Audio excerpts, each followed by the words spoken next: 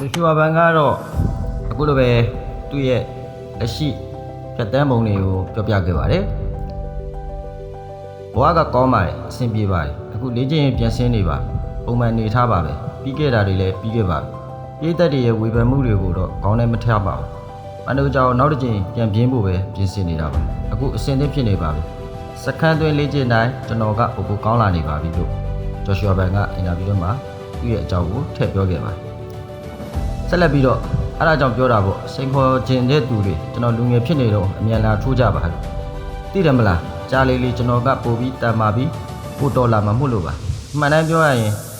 ကိုမိန်ပွဲစဉ်ဖြစ်မယ်လို့ထင်ထားတာပါဒါပေမဲ့ခေါင်းပွဲမင်း event ဖြစ်မယ်လို့သူတို့ကြီးညာလိုက်တော့မိုက်တာပေါ့ fly with တန်းဂုံတက်ပြီပေါ့သိတယ်မလားဟိုရင်တုန်းက fly with တန်းကတိတ်မပေါ်လင်ခဲ့ဘူးလေအခုတော့ကျွန်တော်ရဲ့ပန်တိုဂျာရဲ့နောက်ထပ်စိန်ခေါ်သူအနှဲငယ်ရှိနေပြီဆိုတော့အခုချိန်မှာ fly with တန်းကတကယ်ကိုမိုက်နေပါတဆူရိုတိုင်တာနဲ့ပွဲရခက်ခဲမယ်ဆိုတာကျွန်တော်သိခဲ့ပါတယ်ကျွန်တော်တို့နှစ်ယောက်လွန်ခဲ့တဲ့တစ်နှစ်လောက်တုန်းကထိုးဖို့ဖြစ်ခဲ့သေးတယ်ဒါပေမဲ့အကြောင်းမျိုးကြောင့်ပွဲပြတ်သွားခဲ့တာအခုကျတော့ပြီးခဲ့တဲ့မေလမှာသူ့ကိုထိုးရတော့ကျွန်တော်တို့ကြိုတင်ပြင်ဆင်ထားပြီးသားဖြစ်နေပြီလေဆိုတော့သူဘာတွေယူဆောင်လာမလဲဆိုတာသိထားတာပါအဲ့ဒီပွဲအတွက်စကန်သွင်းတစ်ခုလုံးရဲ့ရည်ရွယ်ချက်ကကျွန်တော်စိတ်ရှိဖို့ပါပဲနီးပြွာအတိုင်းသွားခဲ့လို့ရလက်ကိုလည်းအားလုံးမြင်ကြတဲ့အတိုင်းပါ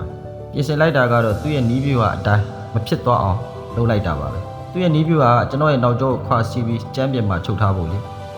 အဲ့ဒါလေးကိုကျွန်တော်တို့နည်းနည်းလေးပြင်ဆင်လိုက်တာပါဒီချိန်ကျွန်တော်တို့မြင်မှုသမျှအကောင်းဆုံးပန်လို့ရဖြစ်လာလိမ့်မယ်ကျွန်တော်ထင်ပါတယ်အဲ့လိုလဲဆိုတော့ဒဏ်ရာတွေဘာတွေပြောနေပြီမဲ့အေဘီလာလောက်တော့ကပန်တိုဂျာကအစင်သစ်ဖြစ်နေပြီဆိုပြီးကိုယ်တွေအများကြီးတင်ခဲ့တာမှတ်မိပါသေးတယ်အဲ့ဒါကရင်ကပါအခုတော့သူ့ကိုလာအနှဲငယ်ပူပေးလိုက်ပြီလေဆိုတော့အခုသူ100ရာခိုင်နှုန်းအပြည့်ဖြစ်နေပါပြီဒါကြောင့်ကျွန်တော်သူ့ကိုနိုင်လိုက်တဲ့အခါဒဏ်ရာရထားလို့ပါလို့ဆိုတဲ့စင်ကြီးမျိုးကိုမကြားချင်ဘူးဘာလို့လဲဆိုတော့လွန်ခဲ့တဲ့9လကလေးကအစင်သစ်ဖြစ်နေပြီလို့ပြောခဲ့တာလေအခုပျောက်ကင်းမှုနောက်ထပ်9လရလိုက်တဲ့အပြင်ပြင်ဆင်မှုနောက်ထပ်1လပါရထားတာ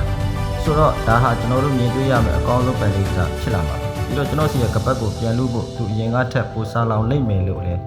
ထင်ပါတယ်ဘယ်ကောင်းတဲ့ပွဲဖြစ်လာမှာပါဒါပေမဲ့သုံးကြည့်မကြောခင်ကျွန်တော်သူ့ကိုအလဲထိုးပြသွားမှာပါလို့ဂျော်ရှူဘန်က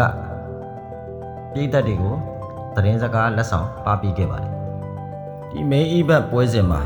ပန်တိုဂျာနဲ့ဂျော်ရှူဘန်တို့ရဲ့ rematch ပွဲစဉ်အတွက်ဂျော်ရှူဘန်ပြောခဲ့တဲ့သုံးကြည့်အတွင်းသူအလဲထိုးပြမယ်ဆိုတဲ့စကားကို